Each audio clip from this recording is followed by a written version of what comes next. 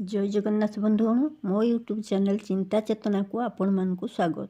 मु आज आपण मानकु सुंदर एवं हृदयस्पर्शी कहानीटे सुनाइबी। जदि मो कहानीटी आपण मानकु भल लगे तेबे लाइक शेयर एवं सब्सक्राइब करिया को भूलिबे नहीं।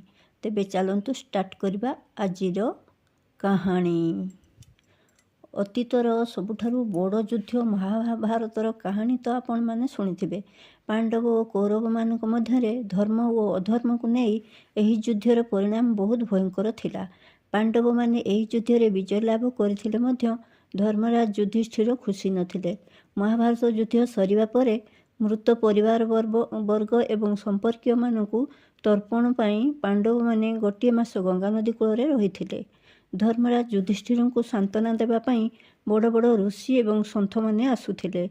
नारद मध्य आसीथांती। युधिष्ठिर को नारद पचारिले, आपण को बाहुबल एवं भगवान श्रीकृष्ण को कृपारू आपण युद्धरे विजय लाभ कले। पापी दुर्योधन को परास्त कला परे कौन आपण खुशी नुहति? युधिष्ठिर उत्तर देले, मु युद्धरे विजय लाभ करछि सत, किंतु तथापि मो हृदय एक गभीर दुख रही। मते लगुछि मो लोभ कारण ही एते बड़ संख्यार मो आत्मीय स्वजन बध है।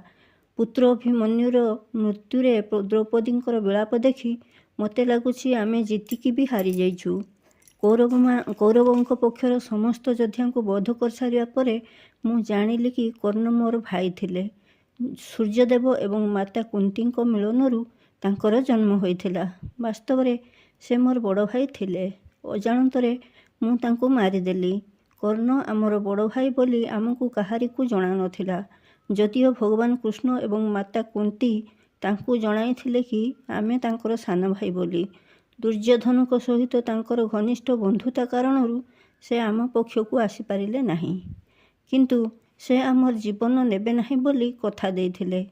एपरी कही युधिष्ठिर कांदिबाकू लागिले। माता कुंती युधिष्ठिर को सांत्वना देवाकू चेष्टा कले। माता कुंती सांत्वना शुणी युधिष्ठिर निजर क्रोध एवं शोक को शांत करिपारिले नहीं।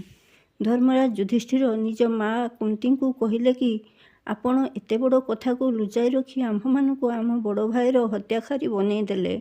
युधिष्ठिर क्रोधर बशवर्ती होई निज माँ सहित समग्र नारी जाति को अभिशाप देई कहिले, मु आज समग्र नारी जाति को अभिशाप देउछि कि सेमाने आजिठारु चाहिले भी कौनसी कथा निज हृदय लुचाई रखिपारिबे नहीं।